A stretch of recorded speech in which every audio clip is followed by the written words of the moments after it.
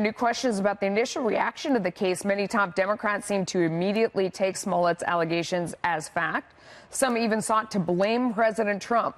Here's Democratic Congresswoman Maxine Waters reacting on the day of the alleged incident. We have to understand this is happening for a reason. It's coming from the President of the United States. He's dog whistling every day. He's separating and dividing. And he is basically emboldening those folks who feel this way. House Speaker Nancy Pelosi, in this now deleted tweet, wrote, "The racist, homophobic attack on Smollett is an affront to our humanity. No one should be attacked for who they are or whom they love." Senator and 2020 candidate Kamala Harris tweeted that the attack was an attempted, quote, modern-day lynching. Fellow 2020 candidate Senator Cory Booker used the same term to describe the attack, but here's what he's saying now. The information is still coming out. I'm going to withhold until all the information actually comes out. Since 9/11, the majority of the terrorist attacks on our soil have been right-wing terrorist attacks. All right.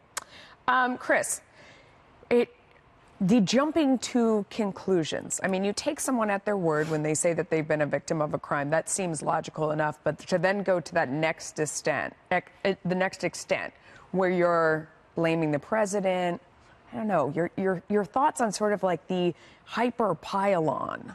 Well, what blew me away about this attack was that it didn't really seem very believable to begin with. I mean, if you hear it, and it shows you the frame of mind that a lot of these folks are in the media and in politics, that they actually think that it seems likely that there are bands of white rednecks roaming Chicago at 2 a.m. with nooses and bleach, yelling, "This is MAGA country," and attacking random people. That would be an incredibly hokey kind of television show.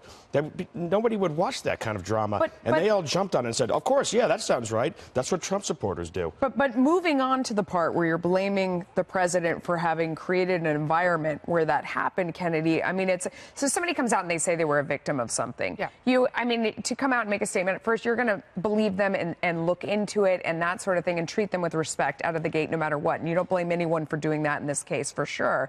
But kind of that next level where you had, Maxine Waters, for example, saying this is the attitude, it starts at the top, he's dividing us, look what happened. Well, as you look at Maxine Waters and you say, okay, well, what are you doing to bring us together?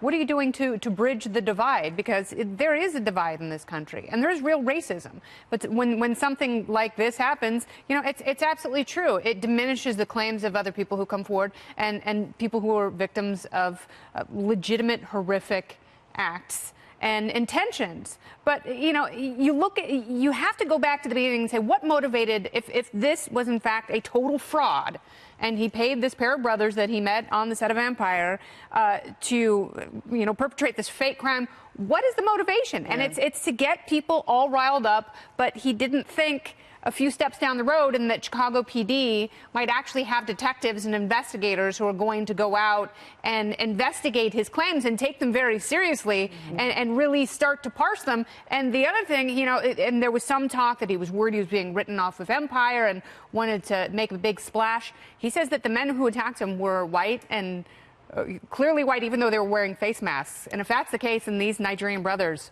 are that convincing of actors, then they should replace Jussie Smollett on the show. Carly, Chris Stirewalt said earlier today, that the whole thing about this age that we're in is that it's so much easier to be stupid faster. On social media. Well, you have social media, you have instant reaction. Yeah. People can put things out and they feel the need to dive into the divide. And I think now we're sort of getting that instant reaction on the other side, where a lot of conservatives on Twitter are sort of pointing and laughing at Democrats. And I don't think it's wrong for Democratic politicians to condemn what they thought was a hate crime at the time.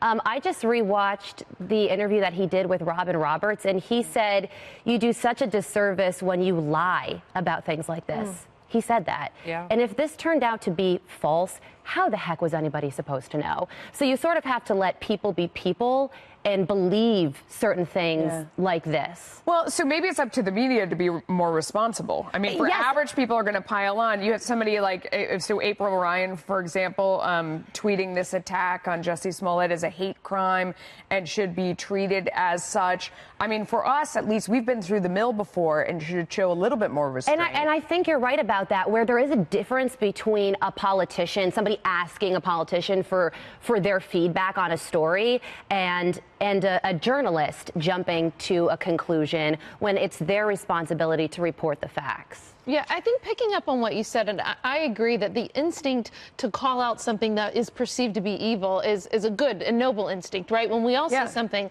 the problem is, and I think what the difference here in this situation is, instead of just calling out something that was evil, people jumped to lump it directly, to direct it at President Trump. That's true. And I think that's the difference here. Is I do think when we all see evil, when we all see racism and things that are unconscionable, we should call it out. Where I think, as Chris said earlier, that you alluded to, where I think everyone needs to take a deep breath, is directly linking these things to a president or to, the Democrat Party, to whatever political party. And I think that's, the main thing that we're all learning here as it relates to the Covington case as well, or as it relates to everything that we're seeing going on in Virginia on a daily basis, with the top 3 elected officials there. You have to sort of take a deep breath and say, if this happened, it's terrible, but let's not attribute things to people that when we don't have the facts of the case. Go ahead, Chris. You see things that are evil in these hate crimes. You see men dragged behind trucks. You see people attacked or denied jobs or denied a place to live.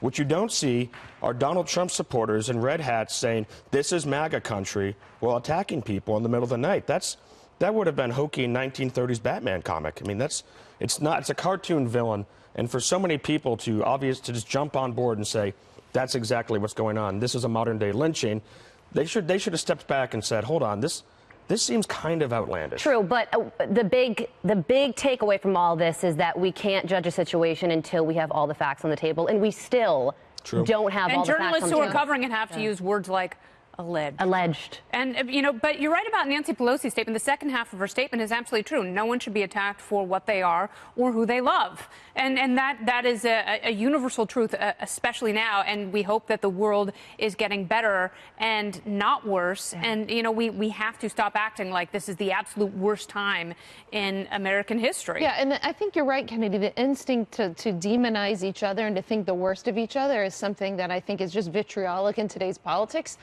And everybody is guilty of doing it. And instead, instead of thinking the worst of people who support the president or the worst of people that support Nancy Pelosi, can we all get back to the point of remembering that we're Americans and we may have a fundamental disagreement on policy and how we get where we think America needs to be, but that doesn't mean each other are inherently evil.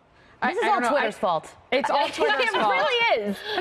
Well, I mean, I don't know. Either way, I have compassion for someone, and I know that this annoys people, but if he did make it up, I still feel really sorry for him. Because he's got it screwed. It looks like something obviously is going on. It is sad. It's sad both ways. If it's true, it's sad. If it's not true, but it boils down to the individual. Sad. It's not about groups, and it's not about being activated. It's one person who made a series. Apparently, at this point, we're learning a series of really bad choices. Yeah. And that's what it goes back to. And it speaks to his character. And, sure, we may be in a time where the political tenor is so loud and it feels so mean and unsustainable. But that still goes back to the individual and his reaction and intent. Maybe you could suppress that urge to say, see, this is exactly what I was telling you about. And then it goes to whatever larger point people were trying to make. And now you see it on the other side, like you said, that now you see like, on the right, they're piling on and saying this is, we're going to blame the president for everything. In the end, the police will tell us what actually happened. And, then we'll know. But maybe we could all. I think perpetrators in these cases where this has happened in the past tend to think that they're bringing sympathy to the larger cause. And actually, when this happens, the perpetrators are actually looking for attention for themselves. I'm not saying that's what's going on here. We don't know. And they do the opposite of bringing sympathy. The police will tell us, as you said. But this is not a new phenomenon in law enforcement.